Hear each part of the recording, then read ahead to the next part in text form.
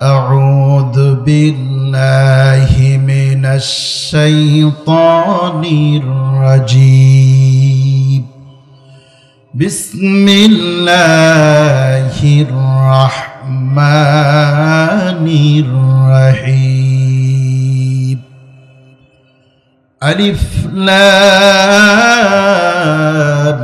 ميم ذلك الكتاب لا ريب فيه هدى للمتقين صدق الله العلي العظيم وصدق رسوله النبي الكريم। আমি আপনাদের সামনে যে আয়াতে কারিমা তেলাওয়াত করেছি এটা মহাগ্রন্থ আল কোরআনুল কারীমের 2 নম্বর সূরা, সবচেয়ে বড় সূরা। সূরাটির নাম হলো সূরাতুল বাকারা।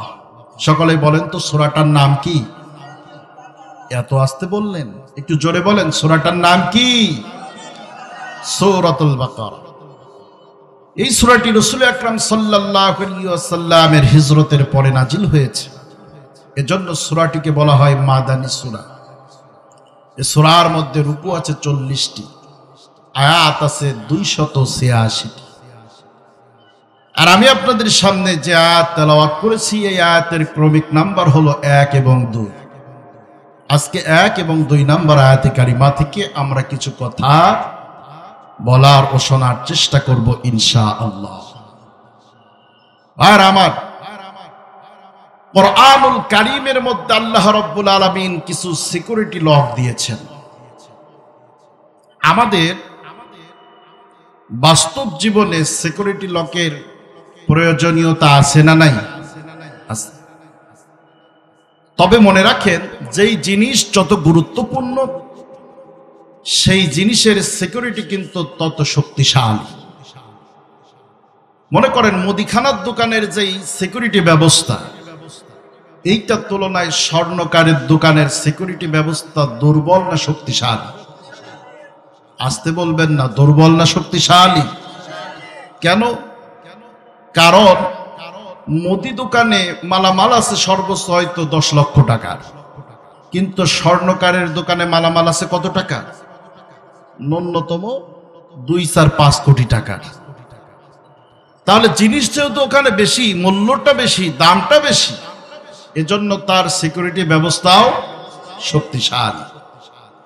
এবার আপনারা বলেন তো, স্বর্ণকারের দোকানের তুলনায় ব্যাংকের লকারের সিকিউরিটি ব্যবস্থা দুর্বল না শক্তিশালী? কত শক্তিশালী? কম না বেশি? অনেক বেশি। তারপরেও তো কেন্দ্রীয় ব্যাংক থেকেও হাজার হাজার টাকা লুট হয়। আমি অল্পই বলে ফেললাম, হাজার হাজার কোটি টাকা লুট হয় কি হয় না? আসলে আপনি যেই বেড়া দিয়েছেন ক্ষেত রক্ষা করার জন্য, সেই বেড়াই যদি ক্ষেত খায় তাহলে তো আর ঠেকানোর কোনো সুযোগ নাই, আছে নাকি? সম্মানিত হাজিরিন, এখন আপনারা বলেন তো দেখি যে এই পৃথিবীতে কোরআনুল কারীমের চেয়ে শ্রেষ্ঠ মর্যাদা সম্পন্ন আর কোনো কিছু কি আছে? হতে পারে? তাহলে কোরআনের সিকিউরিটি ব্যবস্থাও সবকিছুর চেয়ে শক্তিশালী হওয়ার দরকার আছে না নাই? কোরআনুল কারীমের মধ্যে আল্লাহ রাব্বুল আলামিন কিছু সিকিউরিটি লক দিয়েছেন। আলিফ লাম মিম, এটা মনে করেন একটা সিকিউরিটি ব্যবস্থা। তহা, ত সিন মিম, আছে না নাই? এই পৃথিবীতে এই শব্দগুলোর অর্থ কি, এটা আল্লাহ এবং আল্লাহর রাসূল ছাড়া আর কারো বলার কোনো সুযোগ নাই। লক্ষ্য করেন কত কঠিন সিকিউরিটি ব্যবস্থা। এ কোরআন নাজিল হলো ওই জাতির মানুষের কাছে যাদের ভাষাটাই হলো আরবি ভাষা। আল্লাহু আকবার বলবেন না? ভাষাটা ছিল তাদের আরবি। আল্লাহ রাব্বুল আলামিন সেই আরবি ভাষাতে কোরআন নাজিল করলেন। কোরআনের শুরুতেই আল্লাহ রাব্বুল আলামিন একটা সিকিউরিটি লক দিলেন, আলিফ লাম মিম। এই কথাগুলো দিয়ে আল্লাহ রাব্বুল আলামিন যেন একটা চ্যালেঞ্জ ছড়ে দিলেন, রাসূল ওই কাফেরদের কাছে আপনি গিয়ে বলেন, তোমাদের ভাষাটা আরবি হতে পারে কিন্তু তোমাদের যদি সক্ষমতা থাকে তাহলে বলো তো দেখি আল্লাহ রাব্বুল আলামিন যেই কথা বলেছে এই কথার অর্থটা কেউ করে দেখাও। পেরেছে কেউ? আরো জোরে বলেন, পেরেছে কেউ? মুফাসসিরিনে কেরামগণ এই শব্দগুলোকে বলেছে হরফে মুকাত্তাআত। এই হরফে মুকাত্তাআতের কি অর্থ এই ক্ষেত্রে বলা হয়েছে আল্লাহু আ'লামু বিমুরাদি, আল্লাহ এবং তার রাসূল ভালো জানেন। এটা মানুষের পক্ষে এর অর্থ নির্ণয় করা সম্ভব নয়। সুবহানাল্লাহ বলবেন না? কুরআনুল কারীম কি কঠিন সিকিউরিটি আল্লাহ দিয়ে দিয়েছেন। যার মর্যাদা যত বেশি তার সিকিউরিটি ব্যবস্থাও তত উন্নত। কথা বলেন ঠিক কিনা? আর আমার এরপরে আল্লাহ রাব্বুল আলামিন দ্বিতীয় আয়াতে কারিমার মধ্যে বলতেছেন যালিকাল কিতাবু লা রাইবা ফীহি হুদাল লিল মুত্তাকিন। আল্লাহ একটা চ্যালেঞ্জ করে দিলেন যে রাসূল, এই কিতাবের রচয়িতা আমি আল্লাহ রাব্বুল আলামিন, আমি বলতেছি এটা এমন এক কিতাব যার মধ্যে ভুল তো দূরের কথা, কোনো সন্দেহ পর্যন্ত রাখি নাই। সুবহানাল্লাহ। পৃথিবীতে এমন দ্বিতীয় আর একটা কিতাব পাওয়া যাবে যেই কিতাবের রচয়িতা এই কথা এত শক্তি দিয়ে বলতে পারে যে এই কিতাবের মধ্যে ভুল তো নাই, সন্দেহ নাই? এ কথা বলার সুযোগ আছে? একটাই মাত্র কিতাব, তার নাম কি? আরো জোরে বলেন, নাম কি? সেই কোরআনের শ্রেষ্ঠত্ব নিয়ে আমরা কথা বলবো ইনশাআল্লাহ। কুরআনুল কারীমের এক নাম্বার শ্রেষ্ঠত্ব হলো এই কোরআনের চ্যালেঞ্জের মোকাবেলা আজ পর্যন্ত কেউ করতে পারে না। এটা কোরআনের এক নাম্বার শ্রেষ্ঠত্ব। কোরআনের চ্যালেঞ্জের মোকাবেলা পৃথিবীর কোন মানুষ আজ পর্যন্ত করতে পারে নাই। সুবহানাল্লাহ বলে। আমার প্রিয় মুসলমান ভাইরা, কোরআন নাজিল হওয়া শুরু হলো। কাফেররা যখন কোরআন শুনল তখন তারা বলা বলি আরম্ভ করলো যে এই কিতাব নাকি আল্লাহর পক্ষ থেকে নাজিলকৃত কিতাব।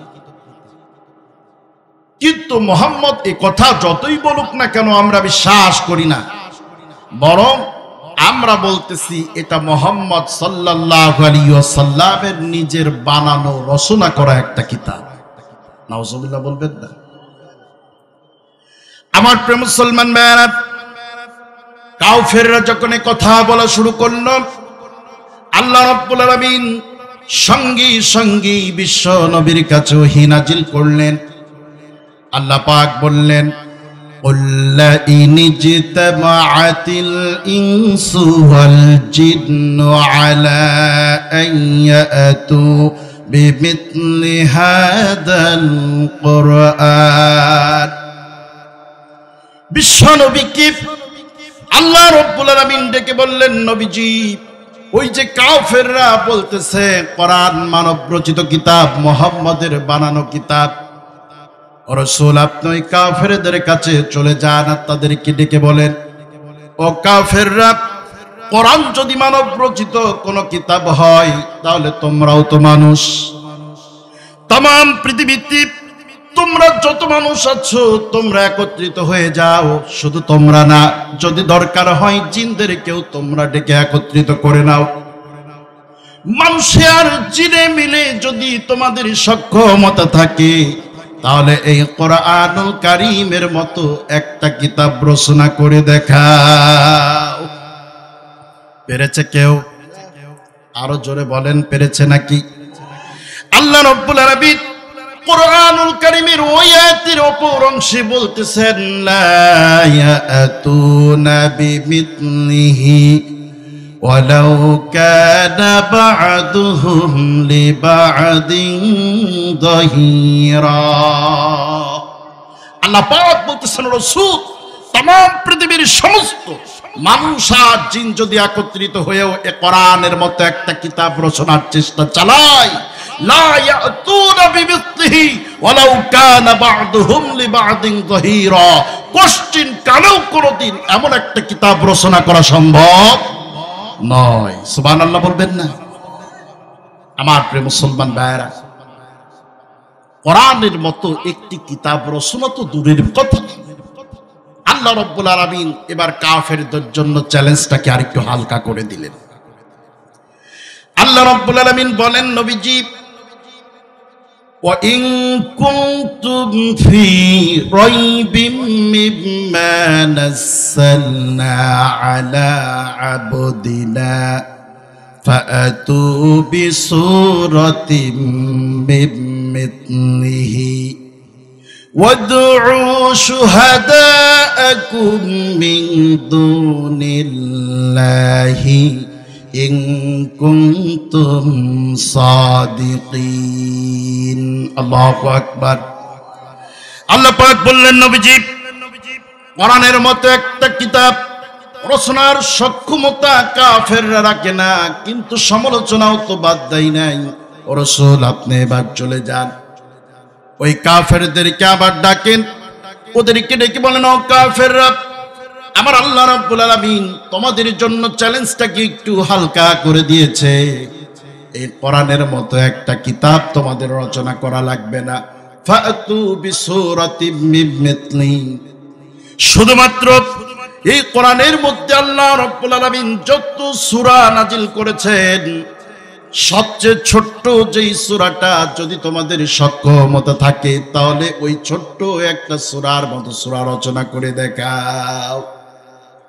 এই রচনা করার ক্ষেত্রে ওয়াদউ শুহাদাআকুম মিন দুনিল্লাহ, আল্লাহকে বাদ দিয়ে, আল্লাহ ব্যতীত তোমাদের যত শুভাকাঙ্ক্ষী আছে সবাইকে ডেকে নাও, একত্রিত করে নাও।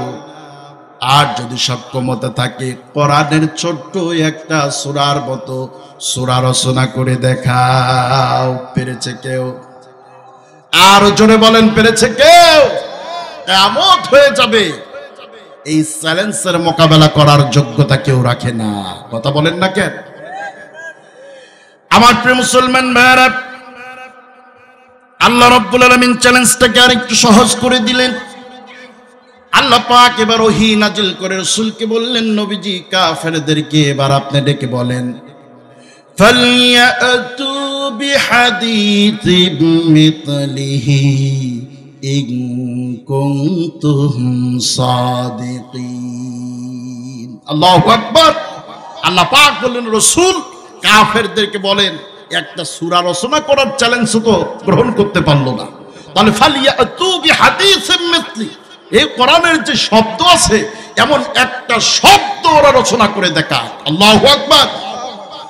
এই চ্যালেঞ্জের মোকাবেলা কেউ করতে পারছে? কিয়ামত পর্যন্ত পারবে?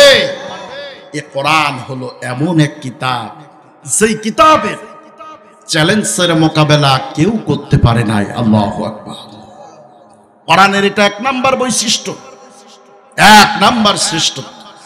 ভাইয়েরা আমার, এবার দুই নাম্বার শ্রেষ্ঠত্বের কথা বলতেছি। কোরআনুল কারীমের দ্বিতীয় শ্রেষ্ঠত্ব হলো, এই কোরআনের কাছে আপনি যা জিজ্ঞাসা করবেন, প্রত্যেকটি প্রশ্নের জবাব দেওয়ার জন্য কোরআন নিজেই যথেষ্ট। জোরে বলেন সুবহানাল্লাহ। আমার প্রিয় মুসলমান ভাইয়েরা, আপনি যদি কোরআনকে জিজ্ঞাসা করেন, কোরআন বলো তো দেখি, তোমার নাম যে কোরআন, তার প্রমাণ কি? তোমার নামটা কি? তুমি নিজেই তো বলো তো দেখি। এই প্রশ্ন করা মাত্র কোরআনুল কারীম জবাব দিয়ে বলতেছে, বাল হুয়া কুরআনুম মাজিদ। কোরআন ডেকে বলতেছে, দুনিয়ার মানুষ, আমার নাম হলো কুরআনুম মাজিদ। যদি প্রশ্ন করেন, কোরআন রে, তোমার নাম কোরআন বুঝতে পারলাম, কিন্তু তোমার বাড়ি ঘর বলতে কোনো কিছু আছে কিনা সেইটা জানতে চাই, সেইটা বলো। আপনারা বলেন তো দেখি, কোরআন বলার যোগ্যতা রাখে কিনা? প্রশ্ন করা মাত্র আল্লাহর কোরআন ডেকে বলতে, শোনো, আমার বাড়ি একটা আছে, আল্লাহ রাব্বুল আলামিন ঠিকানা বিহীন আমারে বানাই নাই, আল্লাহ পাক আমার একটা ঠিকানা দিয়েছেন। কোরআন এবার ডেকে বলতেছে, সেই ঠিকানা হলো বাল হুয়া কুরআনুম মাজিদুন ফি লাউহিম মাহফুজ। আল্লাহু আকবার। কোরআন বলতেছে আমার একটা বাড়ি আছে, সেই বাড়ির নাম হলো লাউহে মাহফুজ। লাউহে মাহফুজ, সুবহানাল্লাহ। আমার প্রিয় মুসলমান ভাইরা, এবার যদি আপনি কোরআনকে জিজ্ঞাসা করেন, কোরআন তোমার নাম জানতে পেরেছি, তোমার বাড়ির ঠিকানাটাও আমরা জানতে পেরেছি রে কোরআন, এইবার তোমার কাছে প্রশ্ন করি, তুমি বলো তো দেখি তোমাকে কে প্রেরণ করেছে, কে দুনিয়াতে পাঠিয়েছে? এই প্রশ্ন করা মাত্র কুরআনুল কারীম তার জবাব দিয়ে বলতেছে তানসীলাম মিম্মান খালাকাল আরদা ওয়াস সামাওয়াতিল উলা। আল্লাহর কোরআন ডেকে বলতেছে দুনিয়ার মানুষ, আমাকে তো প্রেরণ করেছে ওই আল্লাহ, যে আল্লাহ রব্বুল আলামিন তামাম আসমান আর জমিন সৃষ্টি করেছেন। এই আসমান আর জমিনের মালিক যিনি, তিনি আমাকে পাঠিয়েছেন। সুবহানাল্লাহ। আর প্রিয় মুসলমান ভাইরা, কোরআন কি এবার যদি প্রশ্ন করেন, ওরে কোরআন তোমাকে আল্লাহ পাক পাঠিয়েছে বুঝতে পারলাম, কিন্তু কার মাধ্যম দিয়ে দুনিয়াতে এসেছো বলো?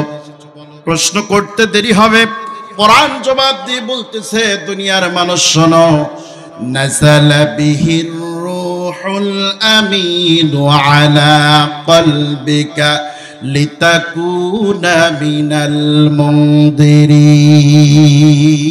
আল্লাহু আকবার।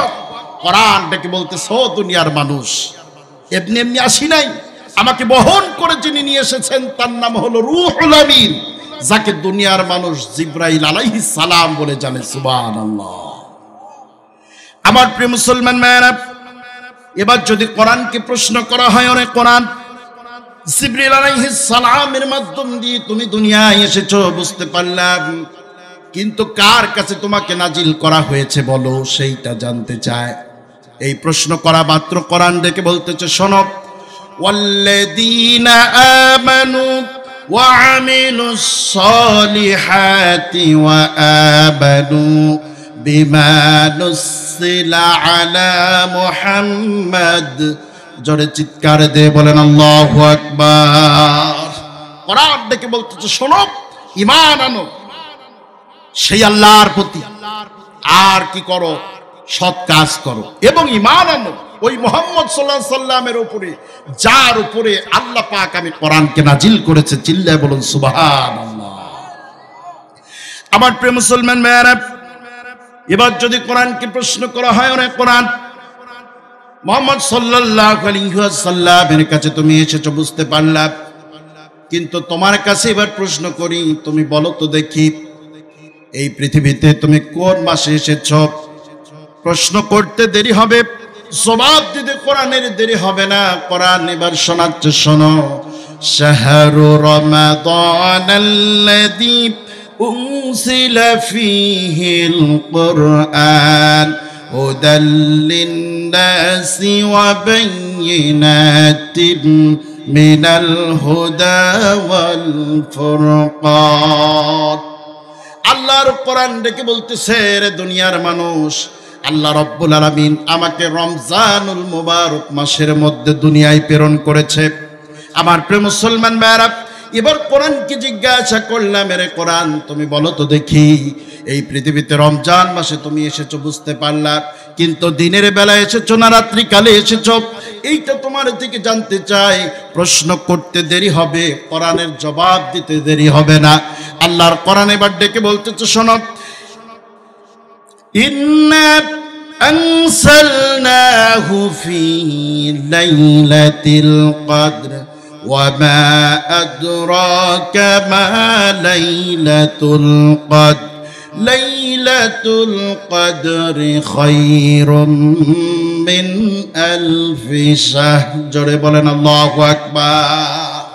আল্লাহর কোরআন থেকে বলছে দুনিয়ার মানুষ শোনো, আমি দিনের বেলা আসি নাই, রাতের বেলা আল্লাহ পাক আমাকে নাজিল করেছেন। ইন্না আনসালনাহু ফি লাইলাতিল কদর, কদরের রজনীতে আল্লাহ পাক কোরআনকে পাঠালেন।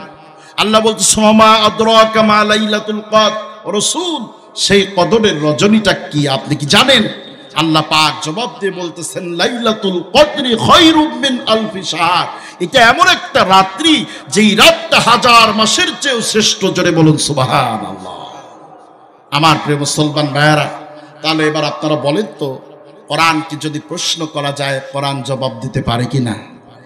আরো জোরে বলেন, পারে কিনা? আমার প্রিয় মুসলমান ভাইয়েরা, এবার কোরআনকে জিজ্ঞাসা করলাম, কোরআন রে কেন তুমি এসেছো বলো? কোরআনুল কারীম এবার জবাব দিয়ে বলতেছি, দুনিয়ার মানুষ শুনে রেখে দাও কেন এসেছি। আলিফ লাম রা কিতাবুন আনসালনাহু ইলাইকা লিতুখরিজান নাস মিনাজ-যুলুমাতি ইলান-নূর। জোরে বলেন আল্লাহু আকবার। কোরআন ডেকে বলতেছে, দুনিয়ার মানুষ শোনো, এমনি এমনি দুনিয়াতে আমাকে প্রেরণ করা হয় নাই, বরং আমাকে প্রেরণ করা হয়েছে এই জন্য উম্মতে মুহাম্মাদীর যত উম্মত গুনাহের মধ্যে, অন্ধকারের মধ্যে লিপ্ত আছে, এই সব মানুষগুলোকে ধরে ধরে হেদায়েতের পথ, আলোর পথ দেখানোর জন্য আল্লাহ পাক আমাকে নাজিল করেছে। আমার প্রিয় মুসলমান ভাইরা, কোরআনুল কারীম কি এবার যদি প্রশ্ন করা যায় না, কোরআন বুঝতেই পারলাম তুমি এসেছো মানুষের হেদায়েতের জন্য, কিন্তু এবার তোমার কাছে জানতে চাই, তুমি বলো তো দেখি, তোমার মধ্যে কি মানুষের সার্বিক জীবনের সব বিষয়ের সমাধান আছে কিনা? এই প্রশ্ন করা মাত্র কোরআনুল কারীম তার জবাব দিয়ে বলতেছি, দুনিয়ার মানুষ শোনো, ওয়া নাযালনা আলাইকাল কিতাবা তিবয়ানান লিকুল্লি শাই ওয়া হুদাও ওয়া রাহমাতাহু ওয়া বুশরা লিল মুসলিমিন। যারা বলেন আল্লাহু আকবার।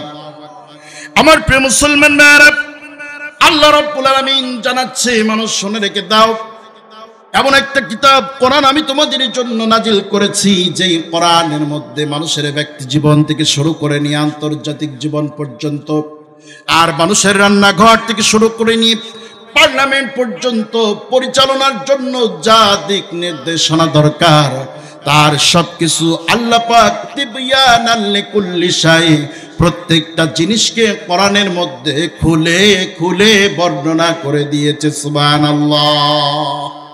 আমার প্রিয় মুসলমান ভাইরা, তাহলে বোঝা গেল কোরআনকে আপনি যা কিছু জিজ্ঞাসা করবেন, এ কোরআন সব প্রশ্নের জবাব দেওয়ার জন্য নিজেই যথেষ্ট। সুবহানাল্লাহ। আমার প্রিয় মুসলমান ভাইরা, এত মর্যাদা সম্পন্ন একটি কিতাব যাদের কাছে আছে, এই জাতির তো হারাবার আর কোনো কিচ্ছু নাই। কথা বলেন না কেন? আমার প্রিয় মুসলমান ভাইরা, কিন্তু বড় আশ্চর্যজনক ব্যাপার হলো, কোরআন থাকার পরেও আজকে এ জাতির মানুষ পথভ্রষ্ট। কথা বলেন ঠিক না বেঠিক? কোরআন থাকার পরেও আজকে চেচনিয়ার মুসলমানগুলো মার খায়, বসনিয়ার মুসলমানগুলো মার খায়, আজকে আফগানিস্তানের মুসলমানরা মার খায়, আজকে কাশ্মীরের মা বোনেরা ধর্ষিত হয়। তাহলে কোরআন থাকার পরেও মানুষ এত কঠিন মুসিবতের মধ্যে আছে, কারণটা কি? এর কারণটা হলো, এ কোরআন এসেছিল মূলত মানুষকে হেদায়েতের পথ দেখানোর জন্য। কোরআন এসেছিল মূলত মানুষকে একেবারে নিম্ন স্তর থেকে মর্যাদায় সমাসীন করার জন্য। এ কোরআন এসেছিল মানুষের ব্যক্তি জীবন থেকে শুরু করে নিয়ে রাজনৈতিক জীবন, রাষ্ট্রীয় জীবন পর্যন্ত পরিচালনার দিক নির্দেশনা দেওয়ার জন্য। কিন্তু দুর্ভাগা কপাল পোড়া জাতি আজকে কোরআন থেকে বিচ্ছিন্ন হয়ে লেনিন, কার্ল মার্কস আর মাও সেতুংয়ের মতদর্শের উপরে জীবন করছে। কোরআনের সংস্পর্শে আসছে না। কথা বলেন ঠিক কিনা? আজকে কোরআনকে শুধুমাত্র ঝাড়ফুঁক আর তাবিজ কবজের কিতাবে রূপান্তরিত করা হয়েছে। সন্তানের পাতলা পায়খানা হয়, কোরআন দিয়ে ঝাড়ফুঁকের দরকার হয়। লাউ গাছে লাউ ধরে না, কোরআনের দ্বারস্থ হয়। কিন্তু জীবন চালানোর জন্য, পরিবার চালানোর জন্য এই জাতির সন্তানগুলো কোরআনের কাছে আসে না। কথা বলেন ঠিক কিনা? আপনারা বলেন তো, কোরআন কি শুধুমাত্র ঝাড়ফুঁকের জন্য পাঠানো হয়েছে? শুধুমাত্র তাবিজ কবজের জন্য পাঠানো হয়েছে? শুধুমাত্র চুমা দিয়ে তাকের উপর উঠায় রাখার জন্য দেওয়া হয়েছে? না, বরং কোরআন দেওয়া হয়েছে মানুষ ও মানবতাকে কল্যাণের পথ দেখানোর জন্য। জোরে বলেন ঠিক কিনা? আমার প্রিয় মুসলমান ভাইরা, এ কোরআন তো দেওয়া হলো ওই জাতির মানুষের কাছে যারা চিন্তায় রাহাজানি না করলে তাদের পেটের ভাতের ব্যবস্থা হতো না। এ কোরআন তো ওই জাতির মানুষের কাছে দেওয়া হয়েছিল যারা ছিল নারীর সতীত্বের জয়। কিন্তু কোরআন যখন নাজিল হয়ে গেল, আর তারা যখন কোরআনের কাছে আত্মসমর্পণ করলো, এ কোরআন দিয়ে যখন জীবন গঠন করার চেষ্টা করলো, তখন যাদের পেটের খাবার যুক্ত না, আল্লাহ পাক তাদেরকে পৃথিবীর রাজা বাদশাহে পরিণত করেছে। কথা বলেন ঠিক কিনা? যেই মানুষগুলো ছিল নারীর সতীত্বের জন্য, তারাই হয়ে গেল নারীর সতীত্বের হেফাজতকারী। সুবহানাল্লাহ। আমার প্রিয় মুসলমান ভাইরা, হযরত ওমর ফারুক, হযরত খলিফাতুল মুসলিমিন ওমর ফারুক রাদিয়াল্লাহু তাআলা আনহুর খেলাফতের কালে একদিন সন্ধ্যা লগ্নে একজন রমণী মরুভূমির নির্জন প্রান্তর দিয়ে হেঁটে হেঁটে যাচ্ছেন। হঠাৎ করে সামনে একজন যুবক বেঁধে গেল। এই যুবতী মেয়ে ভয় পেয়ে গেল, চিন্তা করতেছে মরুভূমির নির্জন প্রান্তর, নির্জন পথ, কোনো মানুষ নাই, বাড়ি ঘর নাই, সন্ধ্যা ঘনিয়ে আসতেছে। হঠাৎ করে সামনে যুবক, না জানি যুবক যদি আমার উপরে কোনো আঘাত করে বসে, কোনো আক্রমণ করে বসে, আমি কেমনে নিজের রক্ষা করব। মহিলা চিন্তা করতে করতে কম্পন শুরু করে দিয়েছে। যুবক যখন কাছাকাছি হয়ে গেল, যুবক মেয়েকে দেখার পরে বুঝতে পেরেছে এই মেয়েটা অত্যন্ত ভয় পাচ্ছে, জন্য তার শরীরটা কাঁপতেছে।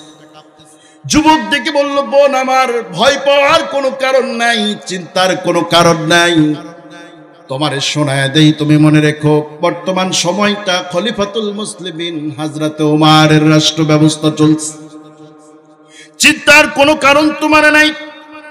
বলরে, আমি তোমাকে কথা দিচ্ছি, কোথায় তুমি যাবে আমাকে বলো, আমি তোমার নিজের ভাইয়ের দায়িত্ব পালন করি, আমি নিজে তোমাকে তোমার গন্তব্যে পৌঁছায় দিয়ে আসবো। আর জোরে বলেন সুবহানাল্লাহ। আমার প্রিয় মুসলমান ভাইয়েরা, যারা ছিল নারীর সতীত্বের জব, এ কোরআনের কাছে আসার পরে তারা হয়ে গেল নারীর সতীত্বের হেফাজতকারী। সুবহানাল্লাহ। সে কোরআন এখনো আছে না নাই? আর জোরে বলেন আছে না নাই?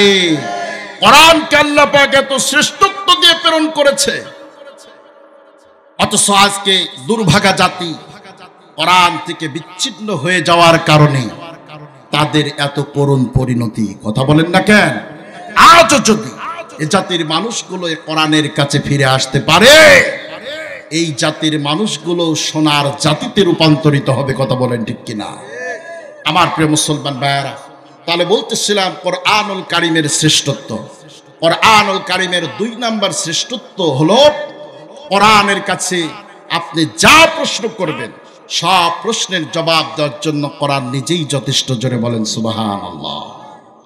কোরআনুল কারীমের 3 নাম্বার শ্রেষ্ঠত্ব হলো, এই কোরআনের সংস্পর্শে যে বা যারাই আসবে, এ কোরআন তাদেরকেই শ্রেষ্ঠ করে দেবে। জোরে বলেন সুবহানাল্লাহ। তাদের সম্মান ইজ্জতকে কোরআন বৃদ্ধি করে দেবে। আমার প্রিয় মুসলমান ভাইয়েরা, আপনাদের কাছে বলি, আপনারা বলেন তো দেখি, এই কোরআনের আমরা জামা বানাই কিনা? কোরআনের যে জামা আমরা বানাই, এটার নাম হলো জুজদার। এইটা কত দামি কাপড় দিয়ে তৈরি করা হয়? অন্তত 200-500 টাকা গজের কাপড় নাকি? সর্বোচ্চ 20 থেকে 40 বা 50 টাকা গজের কাপড় দিয়ে বানানো হয়। অথচ আমরা যে পোশাক পরিধান করি, আমাদের ব্যবহারকৃত এই পোশাকগুলো কত দামি কাপড় দিয়ে বানানো হয়? যে যত মূল্যে ক্রয় করতে পারে নাকি? 500, 1000, 2000 টাকা গজেরও কাপড় আছে না নাই? আছে। এত দামি কাপড় দিয়ে আমরা শরীরের পোশাক বানালাম। আপনারা বলেন তো, আপনার দেহের এই পোশাকটা যদি নিচে পড়ে যায়, আপনারা কয়জন তুলে ঝাড়া দিয়ে চুমা খান? খান নাকি? 2-1 আছে না কেমন পাগল, যে খাবে সে বলবে, আরে তোর মতো দেখলিয়া জীবনে দেখলি। কথা বলেন না কেন? একটা জামা পরে গেছে না, তাই আবার উঠে চুমা দিস। আমার প্রিয় মুসলমান ভাইয়েরা, কিন্তু 40 টাকা গজের কাপড় দিয়া যে কোরআনের জুজদার আপনি বানালেন, এই জামাটা যদি নিজের অজান্তেও কখনো পায়ে লাথি লাগে, যদি বিবেক সম্পন্ন মানুষ হয়, মুসলমান হয়, বলেন তো জামাকে ওইভাবেই ফেলে রাখবে না তুলে ঝেড়ে চুমা দিয়ে উপরে রাখে? আছে না নাই? শুধু চুমা খাই তাই না, আবার বুকেও লাগাই। সামান্য নিম্নমানের একটা কাপড়, তার ইজ্জত এত বেড়ে গেল কেন? একটাই কারণ, এই কাপড়টা এসেছে কোরআনের সংস্পর্শে। কথা বলেন ঠিক কিনা? কোরআনের সংস্পর্শে আসার কারণে তার ইজ্জত বেড়ে গেল। আমার প্রিয় মুসলমান ভাইয়েরা, এই কোরআনুল কারীম রাখার জন্য আমরা একটা রেহাল বানাই। সেই রেহালটা কি কাঠের? শাল কাঠের নাকি মেহগনি কাঠ? খুব বেশি হলে আম কাঠ। কথা কি বুঝছেন? যেই কাঠ দিয়ে মানুষে অন্তত খাটও তৈরি করে না। এই শিমুল তোলার শিমুল কাঠ দিয়ে রেহাল বানানো হলো, আম কাঠ দিয়ে রেহাল বানানো হলো। আর আমাদের ঘরের যে আসবাবপত্র তৈরি করা হলো, কত দামি দামি কাঠ। বলে জানিস, এবারে একটা ওয়ার্ডরোব তৈরি করেছি, যেই কাঠের সিপটি হলো ৩,৫০০ টাকা। মশাম আছে না নাই? আছে না নাই? আছে। আমার প্রিয় মুসলমান ভাইয়েরা, এত দামি কাঠ দিয়া ঘরের ফার্নিচার বানালেন। এই ফার্নিচারে রাতে দিনে ইচ্ছায় অনিচ্ছায় কতবার আপনি লাথি দিলেন, আপনার পা গিয়ে লাগলো, কেউ কিন্তু চুমা দেয় নাই। কিন্তু কোরআনুল কারীমের যেই রেহালটা বানানো হলো আম কাঠ আর শিমুল কাঠ দিয়া, এত নিম্ন কাঠ হওয়ার পরেও কোন মুসলমানের পায়ে অনিচ্ছাকৃতভাবেও যদি রেহালে কখনো লাথি লেগে যায়, মুসলমানরা সেই রেহালকে উঠায় চুমা দেয়, বুকে লাগায়। আছে না নাই? এর কারণটা কি? কোনো কারণ নাই, একটাই কারণ। সেই কারণ হলো এই রেহালটা কোরআনুল কারীমের সংস্পর্শে চলে এসেছে। কথা বলেন না কেন? শুধুমাত্র কোরআনের সংস্পর্শে আসার কারণে এত নিম্ন একটা কাঠের ইজ্জত আল্লাহ বাড়িয়ে দিয়েছে। সুবহানাল্লাহ। এখন বলেন, এই সমস্ত জড়বস্তুর ইজ্জত যদি কোরআনের সংস্পর্শে আসার কারণে বেড়ে যায়, তাহলে আশরাফুল মাখলুকাত, সৃষ্টির শ্রেষ্ঠ জীব মানুষ যদি কোরআনের সংস্পর্শে আসতে পারে, এই মানুষের ইজ্জত বাড়বে না কমবে? আরো জোরে চিল্লায় বলেন, বাড়বে না কমবে? এ কোরআন এখনো আছে না নাই? জোরে বলেন, আছে না নাই? ভাইরা, আবার কোরআনের সংস্পর্শে আসলে মানুষের ইজ্জত কতখানি বাড়ে জানেন? লক্ষ্য করে। হযরত ওমর রাদিয়াল্লাহু তাআলা আনহু ইসলাম কবুল করার পূর্বে জাহিলিয়াতের যুগে তিনি ছিলেন সমাজের সবচেয়ে নিকৃষ্ট মানুষ। কথা বলেন ঠিক না বেঠিক? কেন? কারণ হলো রাসূল আকরাম সাল্লাল্লাহু আলাইহি ওয়াসাল্লামের বিরোধিতা অনেকেই করেছে, কিন্তু আল্লাহ রাসূলের কল্লা কাটার মতো এত বড় দুঃসাহস কেউ দেখায় নাই। কথা বলেন ঠিক না বেঠিক? একজন দেখিয়েছিল, তার নাম কি? হযরত ওমর। আমার প্রিয় মুসলমান ভাইরা, রাঙা তলোয়ার হাতে করে হযরত ওমর বেরিয়ে গেলেন। উদ্দেশ্য হলো মুহাম্মদুর রাসূলুল্লাহ সাল্লাল্লাহু আলাইহি ওয়াসাল্লামের কল্লা কাটবেন, তারপরে বাড়িতে এসে খাবার খাবেন। রাস্তার মধ্যে বন্ধু নাঈমের সঙ্গে দেখা হয়ে গেল। নাঈম ডেকে বলল, ওমর কোথায় যাও? রাঙা তলোয়ার নিয়ে বলো। হযরত ওমর বললেন, শোনো, শুনেছি মক্কার ভূখণ্ডে আব্দুল্লাহর বেটা মুহাম্মদ নামে একজন আবির্ভাব হয়েছে। সে নাকি মানুষকে বাপদাদার ধর্ম থেকে কনভার্ট করে অন্য ধর্মের দিকে নিয়ে যাচ্ছে। বেরিয়েছি আজকে মুহাম্মাদের কল্লা আগে কাটবো, তারপরে বাড়িতে এসে খাবার খাবো। বন্ধু নাঈম ডেকে বলল, ওমর রে, সেই মুহাম্মাদের কল্লা কাটার জন্য তুমি বেরিয়েছো। ওমর, তুমি কি জানো সেই আব্দুল্লাহর বেটা মুহাম্মদুর রাসূলুল্লাহ সাল্লাল্লাহু আলাইহি ওয়াসাল্লামের আনিত দিন ধর্ম কবুল করে তোমার বোন আর ভগ্নিপতি মুসলমান হয়ে গেছে। বলেন তো, মাথা কি এবার আর ঠিক থাকবে? এমনিতেই বের হয়েছে মুহাম্মদের কল্লা কাটতে, তারপরে আবার শুনছে যে নিজের বোন আর ভগ্নিপতি সেই ধর্ম কবুল করে মুসলমান হয়েছে। অবস্থা কি হবে বলেন তো? হযরত ওমর বলল, তোমার কথা যদি সত্য হয়, তাহলে আজকে আগে বোন আর ভগ্নিপতির ফায়সালা করব, তারপরে মুহাম্মদের কাছে যাব। আল্লাহু আকবার। আল্লাহ আসলে ওমরকে হেদায়েত দিবেন। লক্ষ্য করেন, হযরত ওমর চলে গেলেন বোনের দরজার কাছে। একজন সাহাবী তখন কোরআন শিক্ষা দিতেছিলেন তাদেরকে ঘরের মধ্যে। ওমর গিয়ে দরজায় কড়া নাড়া দিয়েছে, দরজা খুলো। বলেন তো অবস্থাটা এখন কি হবে? ওমরের কণ্ঠ শোনার পর তাফসীরের কিতাবে এসেছে তারা লুকিয়ে গিয়েছে। হযরত ওমর যখন ধাক্কা ধাক্কি শুরু করলেন, বোন আর ভগ্নিপতি বেরিয়ে এসে দরজা খুলে দিলেন, ভিতরে আসো।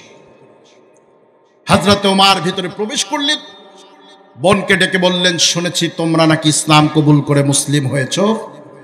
বোন আর ভগ্নিপতি যেই না বলেছে হ্যাঁ কবুল করেছি, সঙ্গে সঙ্গে হযরত ওমর ভগ্নিপতিকে পিটানো আরম্ভ করছে। এমন পিটানো শুরু করছে, বোন শেষ পর্যন্ত ধৈর্য ধরতে না পেরে বলছে, ভাই তুমি আমার স্বামীর আঘাত করো না, কিছু যদি বলতে হয় আমারে বলো।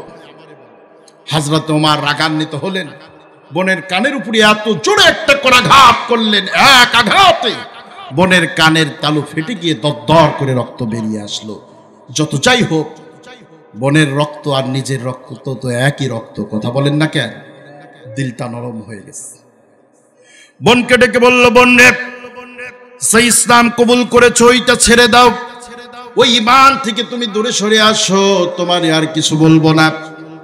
বোন ডেকে বলল, ভাই তোমারে শোনায় দেই, এ তো সামান্য কি আঘাত তুমি করেছো, তোমারে বলতেছি শোনো, তুমি যদি আমাদেরকে আঘাত করতে করতে দুনিয়া থেকে যদি তুমি আমাদেরকে বিদায় করে দাও, এই জমিন ছাড়তে রাজি আছি, কিন্তু যে আল্লাহর প্রতি ঈমান এনেছি ওই ঈমান থেকে এক চুল পরিমাণ পিছপা হতে পারবো না। আমার প্রিয় মুসলমান ভাইরা, হযরত ওমর ডেকে বলল, বোন রে, কি এমন ঈমান তুমি এনেছো আর কি এমন কিতাব শিক্ষা করতেছ, আমার একটু সেই কিতাবটা দেখাও তো দেখি। বোন ডেকে বলল, ভাই তুমি তো এখনো মুশরিক অবস্থায় আছো, তোমার কাছে এই কিতাব দেওয়া যাবে না।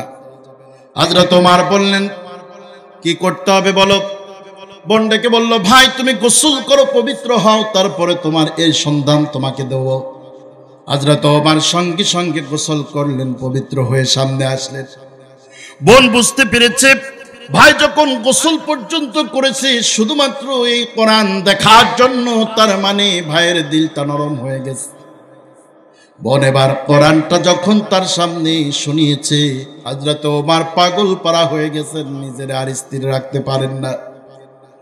বোন আর ভগ্নিপতিকে ডেকে বলল, শোনো, কি এমন কোরআন তোমরা আমাকে শোনালে, আমি তো পাগল পারা হয়ে গেছি, নিজের আর স্থির রাখতে পারছি না, জলদি করে আমারে নিয়ে চলো মুহাম্মদুর রাসূলুল্লাহ সাল্লাল্লাহু আলাইহি ওয়াসাল্লামের দরবারে। আমি আর মুশরিক অবস্থায় থাকতে চাই না, ঈমান আনতে চাই। বোন আর ভগ্নিপতির সঙ্গে করে নিয়ে যখন বিশ্ব নবীর কাছে চলে গেল, রাসূলুল্লাহ তখন একজন সাহাবীর বাড়ির মধ্যে বসা ছিলেন। বিশ্ব নবীর চাচা আমির হামজা দরজার কাছে দাঁড়িয়ে আছেন। হযরত ওমরের উপস্থিতি তিনি যখন বুঝতে পারলেন, ডেকে বললেন, ওমর রে, তুমি যদি কোনো খারাপ উদ্দেশ্য নিয়ে আসো তাহলে শোনো, আগে আমার লাশ জমিনে পড়বে, তারপরে মুহাম্মাদের কাছে পৌঁছাতে পারবা। আমি চাচা আমির হামজা যতক্ষণ পর্যন্ত বেঁচে আছি, ততক্ষণ পর্যন্ত আমার ভাতিজা মুহাম্মদুর রাসূলুল্লাহ সাল্লাল্লাহু আলাইহি ওয়াসাল্লামের শরীরে একটা ফুলের টোকা পর্যন্ত কাউকে দিতে দেব না। আমার প্রিয় মুসলমান ভাইরা, বিশ্বনবী হযরতে আমির হামজাকে ডেকে বললেন, চাচা দরজা আটকানোর দরকার নাই, দরজা খুলে দাও, ওমরকে আমার কাছে আসতে দাও, কারণ চাচারে আজকেও ফজরের নামাজের পর আল্লাহ রাব্বুল আলামিনের দরবারে দুটি হাত উত্তোলন করে দুইজন মানুষের হেদায়েতের জন্য আমি প্রার্থনা করেছি। তার একজন হলো আবু জাহেল, আর একজন ওমর ইবনুল খাত্তাব। আমার মন বলতেছে, আমার দোয়াটা আল্লাহ রাব্বুল আলামিন আবু জাহেলের জন্য কবুল করে নাই। আমার মন বলতেছে, আমার দোয়াটা হযরতে উমারের জন্য আল্লাহ পাক কবুল করে নিয়েছে। আমার প্রিয় মুসলমান ভাইরা, হযরত উমর বিশ্ব নবীর সামনে গেলেন, আল্লাহর রাসূলের কদম মোবারকে রাঙা তলোয়ারটা রাখলেন, আর রাসূলুল্লাহকে ডেকে বললেন, নবীজি আর সহ্য করতে পারছি না, জলদি করে আপনি আমার ঈমানের কালিমা পড়ায় দেন। হযরত ওমর পড়লেন, আশহাদু আল্লা ইলাহা ইল্লাল্লাহু ওয়াহদাহু লা শারীকা লাহু ওয়া আশহাদু আন্না মুহাম্মাদান আবদুহু ওয়া রাসূলুহু। আল্লাহু আকবার। আমার প্রিয় মুসলমান ভাইরা লক্ষ্য করেন, হযরত উমর, যেই উমর বেরিয়েছিলেন রাসূলুল্লাহর কল্লা কাটার জন্য, সেই উমর এবার কোরআন শোনার পরে ঈমান কবুল করলেন। ঈমান কবুল করার পর এই কোরআন হযরত উমরের সম্মানকে, মর্যাদাকে কোন পর্যায়ে নিয়ে গিয়েছে। হযরত উমর ফারুক রাদিয়াল্লাহু তাআলা আনহু তার খেলাফতের সময় কয়েকজন সঙ্গীকে সাথে করে নিয়ে গভীর রাতের অন্ধকারে মরুভূমির পথ দিয়ে যাচ্ছেন। একজনকে হযরত ওমর একটা জায়গায় থমকে দাঁড়ালেন, কান্না আরম্ভ করলেন। সঙ্গীরা জিজ্ঞাসা করলেন, ইয়া আমির আল মুমিনিন, খলিফাতুল মুসলিমিন, নির্জন মরুপ্রান্তরের মধ্যে দাঁড়ায় আমিরুল মুমিনিন কান্না করতেছে, তার কারণটা কি? হযরত ওমর বললেন, সঙ্গীরা শোনো, এটা এমন এক জায়গা, যেই জায়গায় আমি ছোটবেলায় ছাগলের পাল নিয়ে এখানে আসতাম ছাগল চড়ানোর জন্য। একদিন আমার একটা ছাগলকে নেকড়ে ধরে খেয়ে ফেললো। এই দৃশ্যটা যখন আমি আমার বাড়িতে গিয়ে বললাম, আমার বাবা খাত্তাব আমার এমন পিটুনি দিয়েছিল আর বলতেছিল, সামান্য ছাগলের পাল পরিচালনা করতে পারিস না, আর পরিবার সংসার চালাবি কেমন করে, সেইটা তো বুঝে আসে। হযরত উমর বলতেছে, সঙ্গীরা আমার সেই কথা মনে পড়ে গিয়েছে। আজকে আমি উমর শুধুমাত্র একটা পরিবার নয়, অর্ধ পৃথিবী আজকে পরিচালনা করতেছি। আমার কোনো সমস্যা হয় না, শুধুমাত্র কোরআনের বরকতে আল্লাহ পাক এই যোগ্যতা আমাকে দিয়েছে। আমার প্রিয় মুসলমান ভাইরা, যে উমর রাসূলুল্লাহর কল্লা কাটার জন্য বেরিয়েছিল, সেই উমরকে কোরআন কোথায় নিয়ে গেল লক্ষ্য করেন। বিশ্বনবী ডেকে বললেন, সাহাবীরা শোনো, আমার পরে এই পৃথিবীতে আর কোন নবী বা রাসূলকে আল্লাহ রব্বুল আলামিন পাঠাবেন না। যদি কোন নবী বা রাসূল এই পৃথিবীতে আসার সুযোগ থাকতো, তাহলে আমি রাসূল বলে গেলাম, আমার পরে এই পৃথিবীতে যদি কেউ নবী হয়ে আসতো, অন্য কেউ নয়, আল্লাহ পাক হযরতে উমরকেই নবুয়ত দিয়ে দিতেন। শুধু তাই নয়, পৃথিবী থেকে জান্নাতের সার্টিফিকেট নিয়ে বিদায় হয়েছে। কথা বলেন ঠিক কিনা?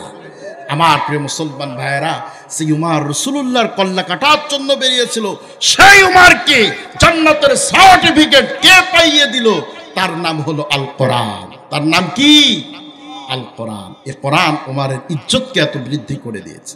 ও মুসলমানেরা, আজও যদি এই কোরআনের কাছে ফিরে আসা যায়, এই কোরআনের কাছে যদি আত্মসমর্পণ করা যায়, বিশ্বাস করো মুসলমান, এ কোরআন আপনার আমাদেরও ইজ্জত সম্মানকে আকাশচুম্বী করে দেবে। আল্লাহু আকবার। তার জ্বলন্ত দৃষ্টান্ত এই বাংলার জমিনের সূর্য সন্তান আল্লামা দেলোয়ার হোসেন সাঈদী রহমাতুল্লাহি আলাইহি। কথা বলেন না কেন? সেই ফিরোজপুরের কোন অজপরা গায়ের সন্তান, অথচ আল্লাহ পাক কি আকাশ চুম্বী জনপ্রিয়তা তাকে দান করেছিলেন শুধু কোরআনের জন্য। কথা বলেন না কেন? আমার প্রিয় মুসলমান ভাইরা, বাতিলরা তাকে কারাগারের মধ্যে বন্দী করেছে, 13টা বছর কোরআন থেকে বিচ্ছিন্ন করেছে, কিন্তু জাতির মানুষ থেকে বিচ্ছিন্ন করতে পারে না। এই কথা বলেন না কেন? আমার প্রিয় মুসলমান ভাইরা, আল্লামা দেলোয়ার হোসেন সাঈদী রহমাতুল্লাহি আলাইহি মারা যাওয়ার পর মানুষের যেইভাবে আর্তনাদ করেছে, আর চোখের পানি ফেলেছে, বাপ মারা গেলেও মানুষ এত কান্না করে না। কথা বলেন ঠিক কিনা? আমার প্রিয় মুসলমান ভাইরা, যদি ঢাকা শহরে একটা জানাজার অনুমতি দিত, তাম দুনিয়া দেখতো, এর চেয়ে বড় জানাজার দৃশ্য হয় না। কথা বলেন ঠিক কিনা? অজপরা গায়ে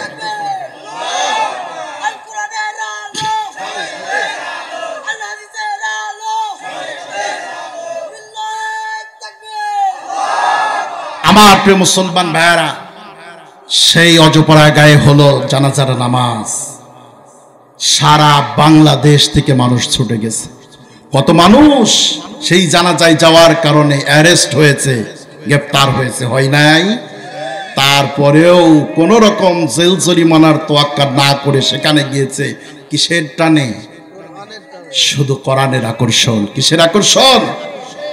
ও প্রিয় মুসলমান, বলেন তো দেখি, যেই আল্লামা সাঈদীকে ধর্ষণের অভিযোগ দেওয়া হয়েছে, যাকে জেনাখর বানানো হয়েছে, পাগলেও কি এই কথা বিশ্বাস করেছে? কেউ কি বিশ্বাস করে? স্বেচ্ছায় সজ্ঞানে কোনো মানুষই বিশ্বাস করে না। এভাবে কোনোদিন মানুষকে বেজ্জতি করা যায় না।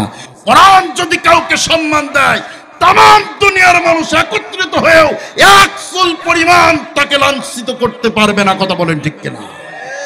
সে কোরআন এখনো আছে না নাই? আছে না নাই? এ কোরআনের সংস্পর্শে যদি আমরা আসতে পারি, আমাদের ইজ্জত বাড়বে না কমবে?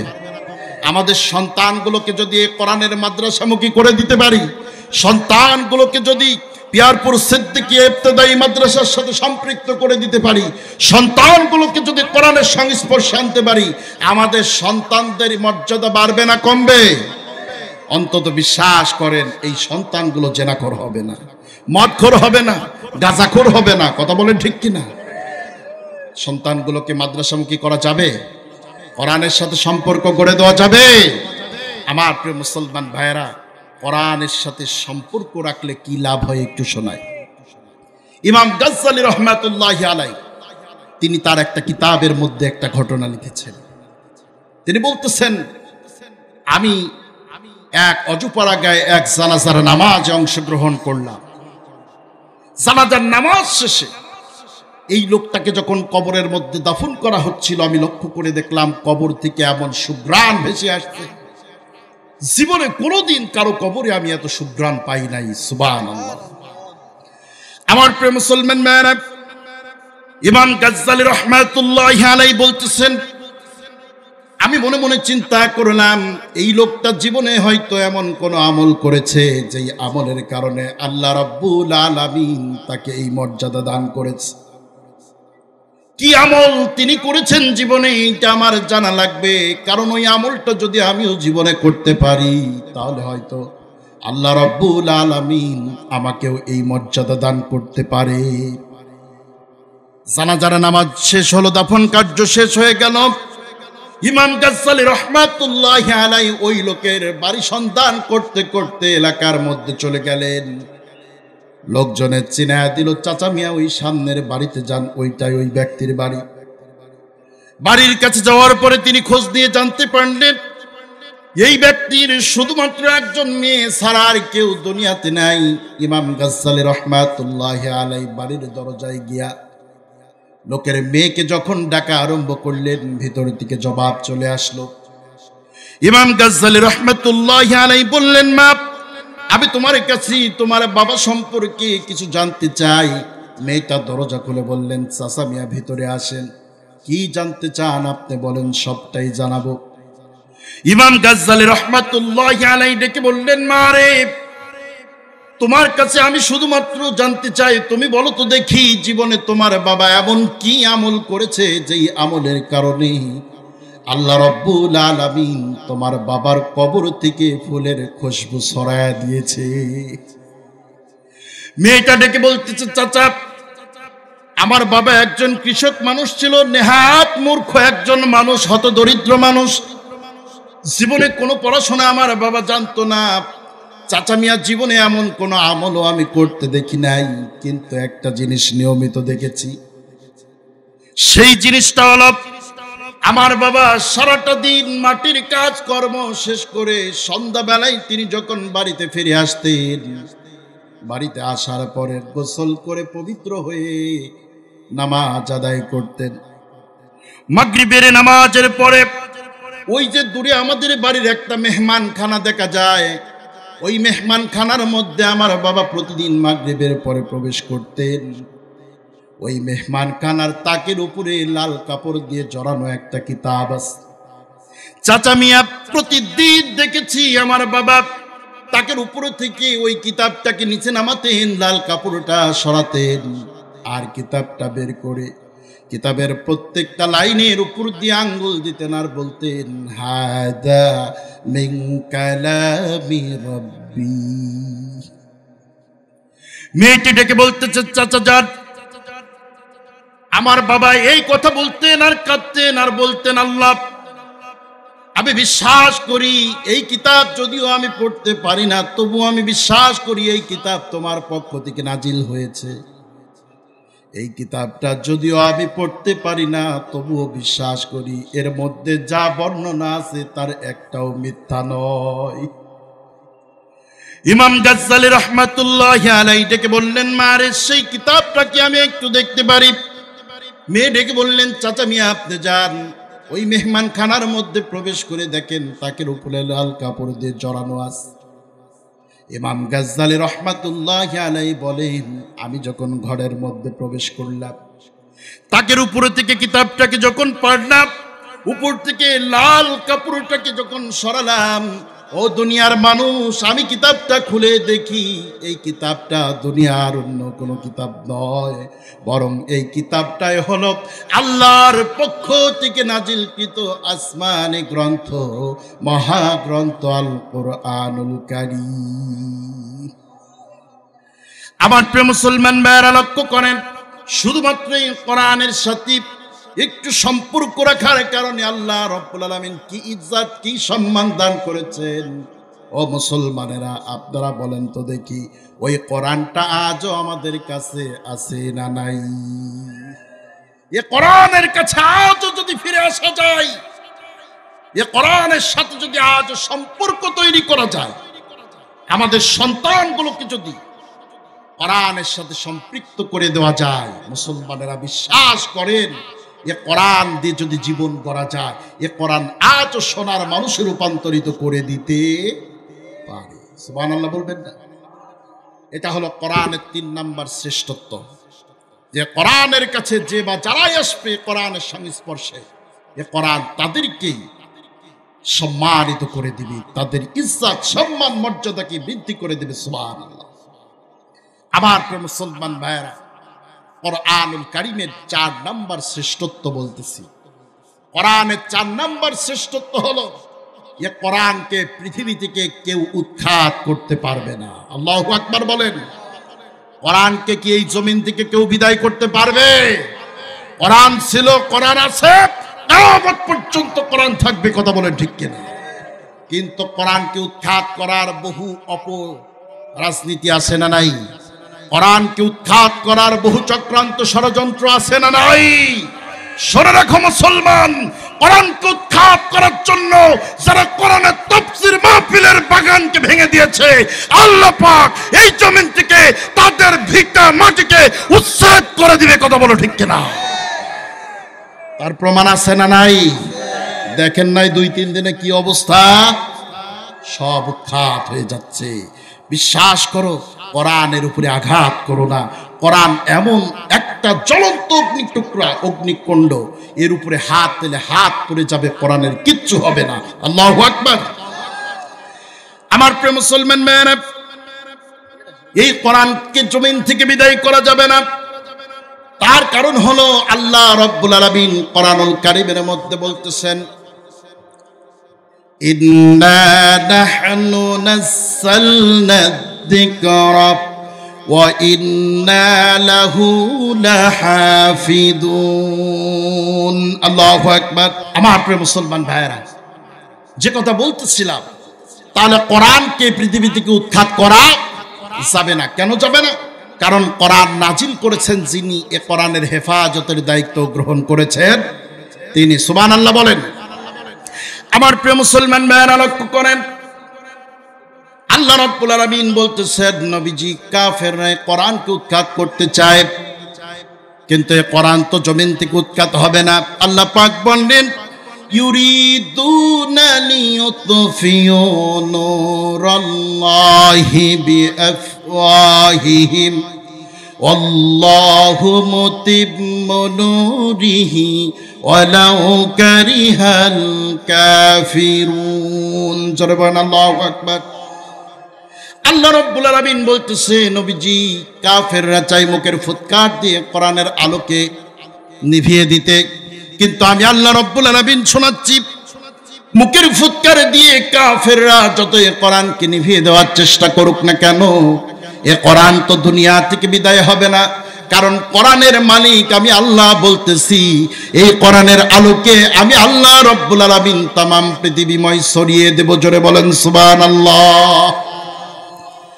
আমার প্রিয় মুসলমান ভাইরা, কোরআনকে এই জন্য নষ্ট করা যাবে না, ধ্বংস করা যাবে না, শেষ করা যাবে না। তার কারণ হলো এই কোরআন যিনি নাজিল করেছেন তিনি কোরআন হেফাজতের দায়িত্ব গ্রহণ করেছেন। কোরআনকে আল্লাহ পাক কেমনে হেফাজত করতেছে লক্ষ্য করেন। লৌহে মাহফুজের মধ্যে কোরআন হেফাজত করছে, শুধু তাই নয়, পৃথিবীতেও এই কোরআনকে আল্লাহ রব্বুল আলামিন সংরক্ষণ করতেছে। আমার প্রিয় মুসলমান ভাইরা, এই পৃথিবী থেকে যত কোরআনের কাগজে তৈরি নুসখা আছে, কপি আছে, সব যদি একত্রিত করে কোরআন সমস্ত কপিকে যদি জ্বালায় দেওয়া যায়, আপনারা বলেন তো কোরআন শেষ হবে নাকি? কোরআন তো শেষ হবে না। তার কারণ হলো আল্লাহ রাব্বুল আলামিন মানুষের সিনার মধ্যে এ কোরআনুল কারীম হেফাজত করতেছে। আপনারা হেফজখানার বাচ্চাগুলোর দিকে লক্ষ্য করে দেখেন, 7 বছরের শিশু সন্তান এখনো ভালো করে কথাই বলা শেখে নাই, অথচ আল্লাহ রাব্বুল আলামিন তার সিনার মধ্যে পুরো 30 পারা কোরআনটাকে ডাউনলোড করে দিয়েছে। এই পৃথিবীতে কোরআন ছাড়া দ্বিতীয় এমন কোন কিতাব নাই যেই কিতাবকে মানুষ হুবহু মুখস্থ করতে পারে আর 10 বছর 15 বছর মনে রাখতে পারে, এমন কোন কিতাব নাই। একটাই কিতাব, জোরে বলুন, তার নাম কি? 7 বছর বয়সে যেই সন্তানটা কোরআন হেফজ করলো, মুখস্থ করলো, ও মুসলমানেরা লক্ষ্য করে দেখেন, ওই সন্তানটা 60 বছর বয়সে গিয়ে রমজান মাসে খতমে তারাবিতে দাঁড়ায়া যখন কোরআন তেলাওয়াত করে, শুনলে মনে হয় এই মাত্র যেন আসমান থেকে কোরআন নাজিল হতেছে। আর জোরে বলেন সুবহানাল্লাহ। আমার প্রিয় মুসলমান ভাইরা, যেই কোরআনকে আল্লাহ পাক মানুষের সিনার মধ্যে সংরক্ষণ করেছে, এই কিতাব কি দুনিয়া থেকে বিদায় করা সম্ভব? আর জোরে বলেন সম্ভব। কিন্তু কাফেররা তো মাঝে মাঝে চেষ্টা করে। সুইডেনের মাটিতে এর আগে আপনারা দেখেছেন একটা পিকচার ভাইরাল হয়েছিল ফেসবুকে, ইন্টারনেটে। সুইডেনের মাটিতে এক কুলাঙ্গার কোরআনুল কারীমের একটা কপিতে আগুন জ্বালায়া সেইটা ছড়ায় দিয়েছে, দেখাচ্ছে। দেখেন না আপনারা? কিছুদিন আগে ওরে গুলি করে মারছে। আর আমার কাফেররা মনে করে যে মুসলমানদের কিতাব কোরআনের এই কপিগুলোকে জ্বালায় দিলেই বোধহয় কোরআন উৎখাত হয়ে যাবে, আর কোরআন যদি দুনিয়া থেকে শেষ হয়ে যায় তাহলে মুসলমানদের আর ঐতিহ্যের কিছু থাকবে না, গর্বের কিছু থাকবে না। আচ্ছা আপনারা বলেন তো, এইভাবে কি কোরআন ধ্বংস করা যাবে? যাবে।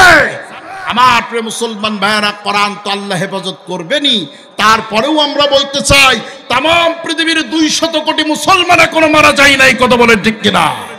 এই পৃথিবীতে আল্লাহর কোরআন, রাসূলুল্লাহর হাদিস, আল্লাহর রাসূল হলো মুসলমানদের কলিজার উৎস। কথা বলেন ঠিক কিনা? মুসলমান সব কিছুকে বরদাস্ত করতে পারে, কিন্তু কোরআন হাদিস, আল্লাহ আল্লাহর রাসূলের উপরে কেউ যদি আঘাত আনে, মুসলমান বরদাস্ত করতে পারে না। বরং মুসলমানের চোখের পাতার পাপড়ি যতক্ষণ পর্যন্ত উঠানামা করবে, ততক্ষণ পর্যন্ত কোরআনের পক্ষে, আল্লাহ আল্লাহ রাসূলের পক্ষে মুসলমানরা সংগ্রাম লড়াই করেই যাবে। কথা বলেন ঠিক কিনা?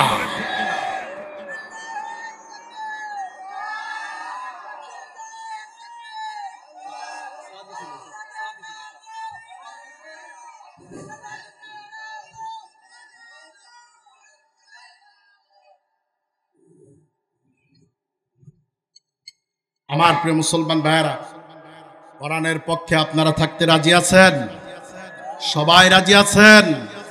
যদি কোরআনের পক্ষে থাকতে গিয়ে জীবন দিতে হয় তবুও থাকবেন? কোরআনের পক্ষ অবলম্বন করতে গিয়ে যদি পরিবার ছাড়তে হয় তবুও থাকবেন? কোরআনের পক্ষ অবলম্বন করতে গিয়ে যদি সন্তানকে কুরবানি করতে হয় তবুও রাজি আছেন মুসলমান? কারা কারা আছেন দুটি হাত তুলে আল্লাহকে দেখান।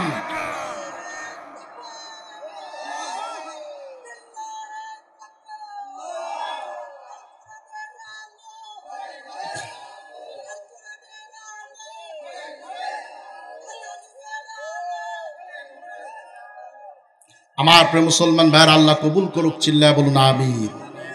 ভাইয়ের আমার, তাহলে বলতেছিলাম যে এই কোরআনুল কারীমের 4 নাম্বার শ্রেষ্ঠত্ব হলো এই কোরআনকে পৃথিবী থেকে উৎখাত করা যাবে না। সুবহানাল্লাহ বলবেন না? ভাইয়ের আমার, সর্বশেষ সমাপনীর দিকে যেতে চায়। কোরআনুল কারীমের 5 নাম্বার বৈশিষ্ট্যটা বলেই, শ্রেষ্ঠত্ব বলেই আলোচনার সমাপনীর দিকে যাব ইনশাআল্লাহ। আরো অনেক আছে, বলতে গেলে সময় লাগবে। আজকে অন্তত 5টা শুধু শোনাচ্ছি, একটু মনোযোগ দিয়ে শোনেন, শেষ পর্যন্ত থাকা যাবে ইনশাআল্লাহ। ভাইয়ের আমার, কোরআনুল কারীমের 5 নাম্বার শ্রেষ্ঠত্ব হলো এ কোরআন হলো জীবন্ত মুজিজা। কোরআন কি? আরো জোরে বলেন, কোরআনটা কি?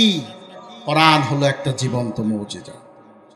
আমার প্রিয় মুসলমান ভাইরা, এই পৃথিবীতে আল্লাহ রাব্বুল আলামিন প্রত্যেকজন নবী রাসূলকে কিছু না কিছু মুজিজা দান করেছিলেন।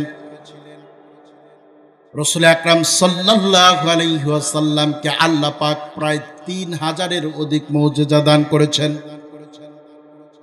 বিশ্ব নবী উম্মতকে শুনিয়েছেন, উম্মত শোনো, আল্লাহ রাব্বুল আলামিন যত মুজিজা আমাকে দান করেছেন তার মধ্যে সর্বশ্রেষ্ঠ মুজিজা হলো আল কোরআন। আর আমার লক্ষ্য করেন, হযরত দাউদ আলাইহিস সালাম কি আল্লাহ রাব্বুল আলামিন মুজিজা দান করলেন জবর কিতাবের মাধ্যম দিয়া। তিনি যখন জবর কিতাব তেলাওয়াত করতেন, সমুদ্রের মাছগুলো ডাঙায় চলে আসতো তেলাওয়াত শোনার জন্য। সুবহানাল্লাহ। উড়ন্ত পাখিগুলো স্তব্ধ হয়ে যেত তেলাওয়াত শোনার জন্য। হযরত দাউদ আলাইহিস সালাম দুনিয়া থেকে বিদায় হয়ে গেলেন, তার মুজিজাও বিদায় হয়ে গেল। পৃথিবীতে আর কেউ কোনোদিন জবর কিতাব তেলাওয়াত করলে সমুদ্রের মাছ ডাঙায় আসে নাই, উড়ন্ত পাখি স্তব্ধ হয়ে তেলাওয়াত শোনে নাই। তার মানে পয়গম্বর বিদায় হয়ে গেলেন, তার মুজিজাও বিদায় হয়ে গেল। আমার প্রিয় মুসলমান ভাইরা, আল্লাহ রাব্বুল আলামিন হযরত সুলাইমান আলাইহিস সালামকে মুজিজা দিয়েছিলেন একটা সিংহাসন দ্বারা। পয়গম্বর সুলাইমান আলাইহিস সালাম এই সিংহাসনে আরোহণ করার পর বাতাসকে অর্ডার করলে তিনি যেখানে যেতে চাইতেন বাতাস সেখানেই নিয়ে চলে যেত। সুলাইমান আলাইহিস সালাম দুনিয়া থেকে বিদায় হয়ে গেলেন, তার মুজিজাও বিদায় হয়ে গেল। এরপরে আর কেউ কোনোদিন ওই সিংহাসনে চড়ার পরে বাতাস কোনোদিন তারে আর কোথাও নিয়ে যায় নাই। হযরত মূসা আলাইহিস সালাম কি আল্লাহ রাব্বুল আলামিন মুজিজা দিলেন একটা লাঠির মাধ্যম দিয়ে। হযরত মূসা আলাইহিস সালাম এই লাঠিটারে যখন জমিনে নিক্ষেপ করতেন, লাঠি সাপ হয়ে যেত, আবার সাপটারে আঁকড়ে ধরলে লাঠি হয়ে যেত। হযরত মূসা আলাইহিস সালাম দুনিয়া থেকে বিদায় হয়ে চলে গেলেন, তার মুজিজাও বিদায় হয়ে গেল। তারপরে কেউ কোনোদিন আর লাঠি নিক্ষেপ করলে সাপ হয় নাই, সাপকে ধরার পরে আর কোনোদিন লাঠিতে পরিণত হয় নাই। তার মানে পয়গম্বর বিদায় হয়ে গেলেন, তার মুজিজাও বিদায় হয়ে গেল।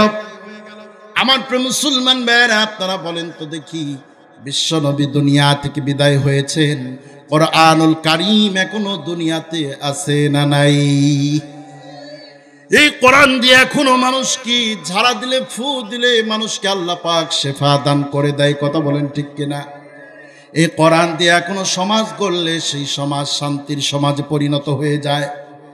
আমার প্রিয় মুসলমান ভাইরা, বিশ্ব নবী দুনিয়া থেকে যখন বিদায় হবে, বিদায় হজের ভাষণে তিনি বললেন, সাহাবায়ে কেরাম তোমরা শুনে রেখে দাও, তোমাদের কাছে বলতেছি, আমি রাসূল তো দুনিয়া থেকে যখন বিদায় হয়ে যাব, আমি যখন আর থাকবো না, আমার পরে এই পৃথিবীতে আর কোন নবী বা রাসূল কি আল্লাহ রাব্বুল আলামিন প্রেরণ করবে না। ও মানুষেরা, ওই সময় হেদায়েতের পথের সন্ধান কেমনে পাবে আমি রাসূল তোমাদের জানায়া যাচ্ছি, শোনো। বিশ্ব নবী বললেন, তারাকতু ফীকুম আমরাইনি লান তাদিল্লু মা তামাসসাকতুম বিহিমা কিতাবাল্লাহি ওয়া সুন্নাত রাসূলিহি। জোরে বলেন আল্লাহু আকবার। আমার প্রিয় মুসলমান ভাইরা, বিশ্ব নবী বললেন, শোনো, 2টা জিনিস আমি তোমাদের জন্য রেখে গেলাম, এই 2টা জিনিসকে যদি তোমরা আঁকড়ে ধরতে পারো, আমি রাসূল বললাম কিয়ামত পর্যন্ত তোমাদেরকে কেউ বিচ্ছিন্ন করতে পারবে না। সেই 2টা জিনিসের একটা হলো কিতাবুল্লাহ, আল্লাহর কিতাব। জোরে বলেন তার নাম কি? আর 2 নাম্বারটা সুন্নাতে রাসূলুল্লাহ, আল্লাহর রাসূলের সুন্নাত, তার নাম হলো আল হাদিস। আমার প্রিয় মুসলমান ভাইরা, কুরআনুল কারীম কেমন জীবন্ত মুজিজা লক্ষ্য করেন।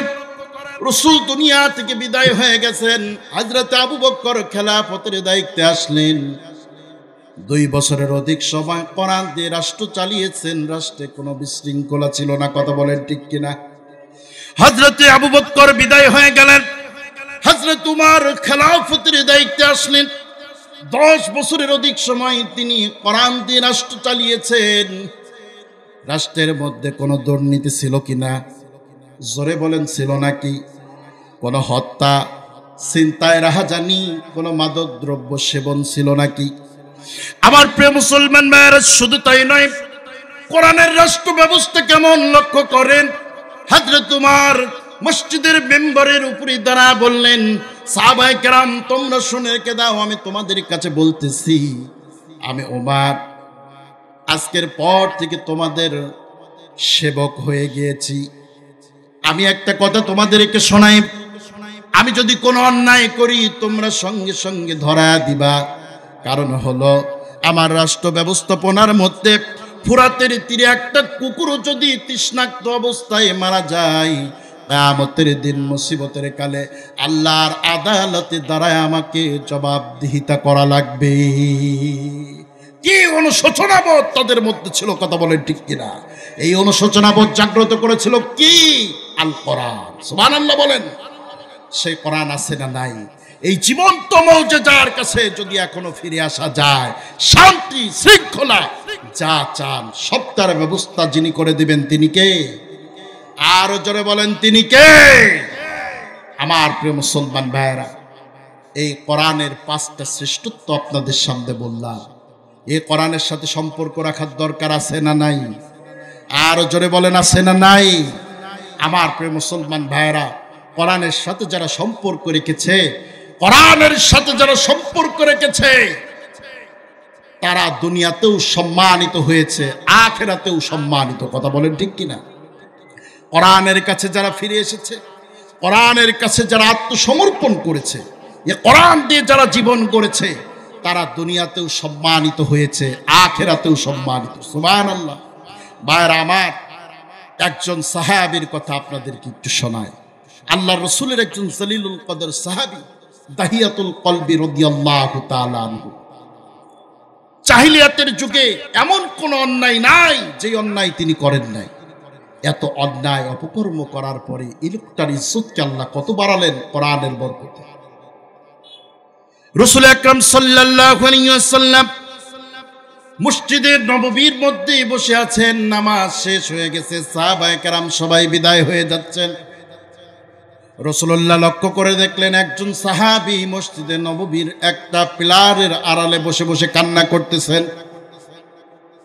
বিশ্বনবী ডেকে বললেন, দাহিয়াতুল কলবি, সব সাহাবায়ে কেরাম বিদায় নিল, তুমি এখনো কেন যাও না? বসে বসে কান্না করছো, কারণ কি? হযরত দাহিয়াতুল কলবি রাদিয়াল্লাহু তাআলা আনহু ডেকে বললেন, নবীজি, জীবনে এমন একটা পাপ আমি করেছি ও রাসূল, ওই পাপের কথা যখন আমার মনে পড়ে তখন আমি নিজের আর স্থির রাখতে পারি না। নবীজি বললেন, কি অপরাধ তুমি করেছো বলো?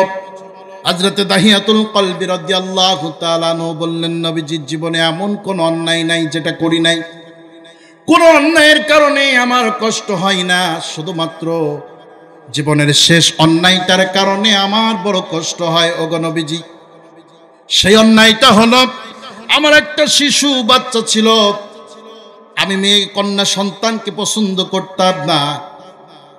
আমি একবার ব্যবসায়িক কাজে বাইরে চলে গেলাম, যখন বাড়িতে ফিরে আসলাম কয়েক বছর পরে জানতে পারলাম আমার স্ত্রীর গর্ভে যেই সন্তান রেখে গিয়েছিলাম ওই সন্তানটা একটা কন্যা সন্তান হয়েছে। শোনা মাত্র আমার পুরো শরীরটা গরম হয়ে গেল, রাগান্বিত হয়ে গেল, আমি প্রকম্পিত হওয়া শুরু করলাম। কারণ আমি মনে করতাম কন্যা সন্তান হলো অমর্যাদার প্রতীক, আমার মেয়ে অন্যের ঘর সংসার গোছাবে, এতে আমার ইজ্জত চলে যাবে। নবীজি, আমি চিন্তা করলাম এই সন্তান কি দুনিয়ায় রাখতে চাই না, দুনিয়া থেকে বিদায় করে দিতে চায়।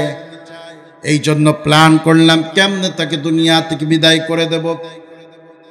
দাইয়াতুল কলবি বলতেছেন নবীজি, একদিন স্ত্রীকে ডেকে বললাম, প্রাণের বিবিরে, সন্তানটার সুন্দর করে সাজায় দাও, তার সঙ্গে করে নিয়ে তার নানার বাড়িতে বেড়াতে যেতে চায়।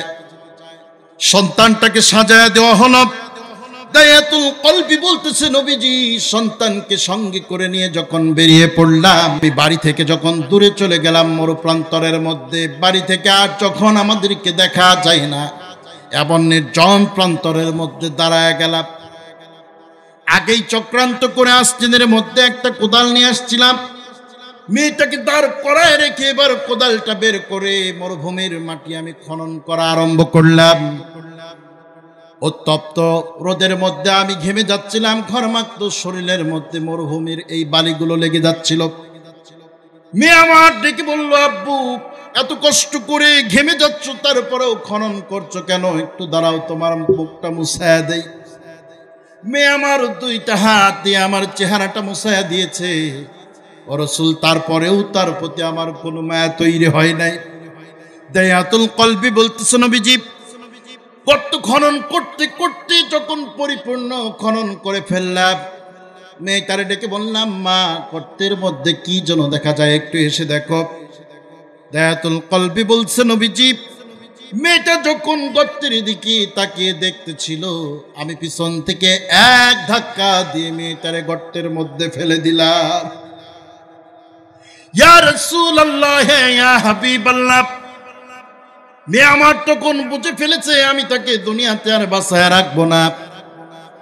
সন্তান আমার কান্না শুরু করে দিল, আমাকে ডেকে বলল, আব্বু একবারের জন্য তোমার দুটো পায়ে ধরে অনুরোধ করি, তুমি একবারের জন্য শুধুমাত্র আমার প্রাণ ভিক্ষা দাও, আমাকে তুমি প্রাণে মেরো না, বাঁচায় দাও।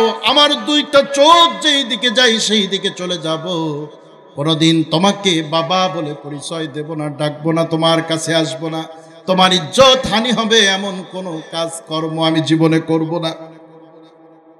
দাইয়াতুল কলবি রাদিয়াল্লাহু তাআলা আনহু কান্না করতেছেন আর বলতেছেন, নবীজি আমি এত পাষাণ দিলের মানুষ ছিলাম, মেয়েটার কোনো আর্তনাদ আমার কলিজায় লাগে নাই, মনে ধরে নাই। আমি এত নির্দয় হৃদয়ের একজন পিতা ছিলাম, আমি একটা বিশাল বড় পাথর টুকরোকে হাতের উপরে উঠায়া মেয়েটার মাথার উপরে টাস করে বেঁধে দিলাম। ওগো নবীজি, এক পাথরের আঘাতে আমি লক্ষ্য করে দেখলাম মেয়েটার মাথার চাঁদিটা ফেটে চুরমার হয়ে গেছে, ফিনকি দিয়ে রক্ত বেরিয়ে পড়েছে, মাথার মগজগুলো ছিটকে এসে আমার পোশাকের মধ্যে লেগে গেছে। নবীজি জীবনে শেষবার একবার শুধুমাত্র আমার মেয়েটা, আব্বু আমারে মেরো না বলে চিৎকার দেওয়ার পরে মারা গেল। এই মেয়েটাকে আমি জীবন্ত মেয়েটাকে কবরে নামায় এইভাবে আঘাত করে আমি মাটি চাপা দিয়ে যখন চলে আসলাম, ও রাসূল তারপর থেকে শুরু করে নিয়ে আজ পর্যন্ত আমি খেতে বসলে ঘুমাতে গেলে ওই মেয়েটার ওই ডাকটা আমার কানে বাজে, শুধুমাত্র আমার কানের মধ্যে বাজে, আব্বু তুমি আমারে মেরো না, জীবনে একবারের জন্য আমারে প্রাণ ভিক্ষা দাও, বাঁচায় দাও। দাইয়াতুল কলবি রাদিয়াল্লাহু তাআলা আনহু কাঁদতেছেন, বিশ্বনবীর চোখ থেকে মুক্তার মতো পানিগুলো গড়িয়ে গড়িয়ে দাড়ি মুবারক ভিজে ভিজে জমিনের মধ্যে পড়তেছে। রাসূল কাঁদছেন আর বলছেন, দাহিয়ারে মানুষ কেমনে এত পাষাণ দিলের হতে পারে আবার বুঝে আসে। আমার প্রিয় মুসলমান ভাইরা, হযরত দাহিয়াতুল কলবি রাদিয়াল্লাহু তাআলা আনহু বললেন, নবীজি এই একটা পাপ আল্লাহ পাক আমাকে মাফ করবে কিনা জানি না, এই একটা পাপের অনুশোচনায় আমি নিজেকে পুরা ছারখার করে ফেলেছি। আল্লাহ নবী কাঁদছেন আর ডেকে বললেন, দাহিয়ারে চিন্তা করো না, তুমি যখন ঈমান এনেছো, তাওবা করেছো, তুমি যখন কোরআন দিয়ে জীবন করার শপথ তুমি যখন গ্রহণ করেছো, তখন দাহিয়ারে তোমারে শোনায় দেই, লা তাকনাতু মির রাহমাতিল্লাহ ইন্নাল্লাহা ইয়াগফিরুদ যুনুবা জামিআ ইন্নাহু হুয়াল গফুরুর রহিম। রাসূল বলতেছেন দাহিয়া চিন্তা করো না, আমার আল্লাহর রহমত থেকে নিরাশ হইও না। তোমার পাপ যত বড়ই হোক না কেন, আমার আল্লাহর দয়া রহমত তার চেয়ে অনেক গুণ বেশি। সুবহানাল্লাহ।